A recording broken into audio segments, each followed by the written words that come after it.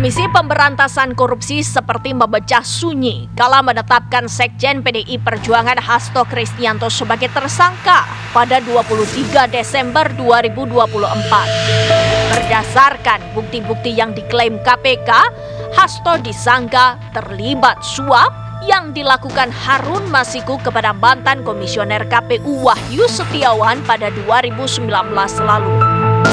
Diketahui kasus Harun Masiku ini sempat mandek setelah Harun menghilang usai lolos dari operasi tangkap tangan KPK pada 8 Januari 2020 atau bertepatan dengan penetapannya sebagai tersangka. Belakangan tersiar kabar bahwa Hasto yang memerintahkan Harun Masiku agar merendam telepon selulernya dalam air dan segera melarikan diri.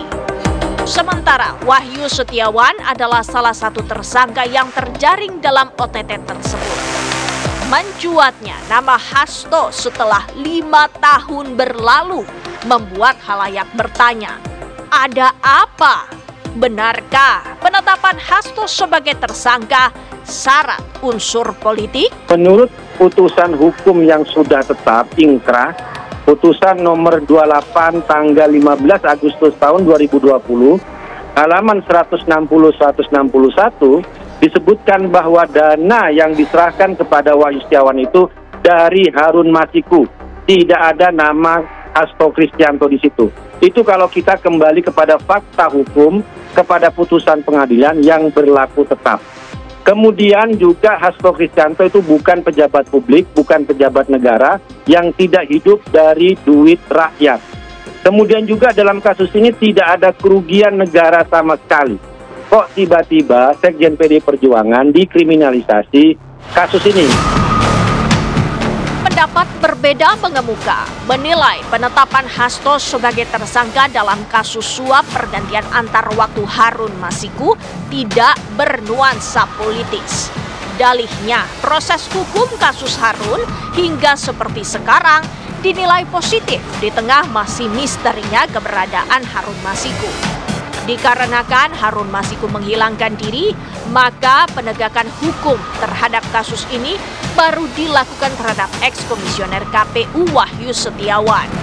Dari situ, satu persatu fakta terungkap seiring bergulirnya sidang Wahyu hingga memunculkan nama Hasto. Kalau saya rasa mungkin KPK melakukan penetapan tersangka baru atau sprindik baru ini juga pasti sudah mempertimbangkan berbagai alat-alat bukti ataupun keterangan dari para saksi dan tersangka yang sebelumnya, sehingga akhirnya sekarang menjadi penetapan tersangka baru, yaitu ya kita tahu HK dan DT itu sendiri. Sekian lama mengendap, sejak pertengahan tahun 2024, KPK mulai giat kembali membuka kasus Harun Masiku. Kasus ini muncul lagi setelah KPK memeriksa 3 saksi yang disebut sebagai kerabat Harun Masiku. Mereka adalah seorang pengacara dan 2 mahasiswa. Pemeriksaan terhadap mereka dimaksudkan untuk mencari keberadaan Harun Masiku yang ketika itu sudah 4 tahun buron. Singkat cerita, Hasto kemudian memenuhi panggilan KPK sebagai saksi pada Senin 10 Juni 2024. Saat pemeriksaan itu, ponsel Hasto disita penyidik. Namun sebelum memenuhi panggilan itu, Hasto disebut sempat memerintahkan salah satu pegawainya untuk menenggelamkan ponsel miliknya agar tidak ditemukan KPK pada tanggal 6 Juni 2024. Bahwa pada tanggal 6 Juni 2024, sebelum Saudara HK diperiksa sebagai saksi oleh KPK, Saudara HK memerintahkan kepada salah satu pegawainya untuk menenggelamkan HP yang dalam penguasaan pegawai tersebut agar tidak ditemukan oleh KPK. Saudara HK mengumpulkan beberapa saksi terkait dengan perkara HM dan mengarahkan, memberikan doktrin, memberikan penekanan agar saksi tidak memberikan keterangan yang sebenarnya, tidak melebar, dan tidak memberikan keterangan yang memojokkan kepada yang bersangkutan. Menyusul penetapan Hasto sebagai tersangka, sejumlah pihak memandang langkah ini layaknya babak awal kinerja KPK sekaligus mendorong lembaga anti rasuah itu agar segera menangkap Harun Masiku. Jika itu terwujud, kasus ini pun berpeluang terang benderang terungkap. Kalau prinsip kami di sini, silakan buru tangkap Harun Masiku ya, karena kasus ini benar-benar menciderai citra partai dan menjadikan Sekjen PDI Perjuangan selama ini menjadi sandera politik. Kami ini, Mas, sudah 1 tahun berpisah jalan dengan kekuasaan. Harusnya yang diburu, yang ditangkap adalah Harun Masiku. Ya, tapi sekarang kan tidak ada buktinya. Ada ketua KPK keluar-keluar 1 minggu mau menangkap Harun Masiku, katanya dipantau, katanya dilihat dan sebagainya.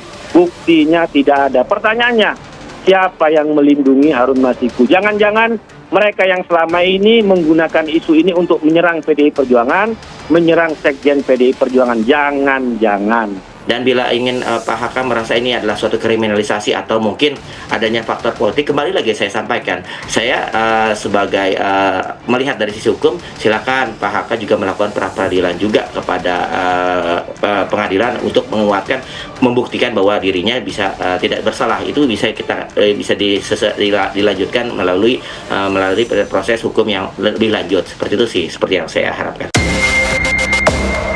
Hasto Kristianto sebenarnya sudah diusulkan menjadi tersangka kasus dugaan suap yang dilakukan Harun Masiku kepada Wahyu Setiawan sejak 2020 silam. Usulan itu sudah berdasarkan bukti-bukti yang cukup. Namun ketika itu, pimpinan KPK belum sepakat menetapkan Hasto sebagai tersangka sebelum Harun Masiku ditangkap. Alhasil penanganan dugaan suap ex-komisioner KPU Wahyu Setiawan menjadi bertele-tele. Yang kemudian menimbulkan kesan penanganan Hasto seakan syarat nuansa politis.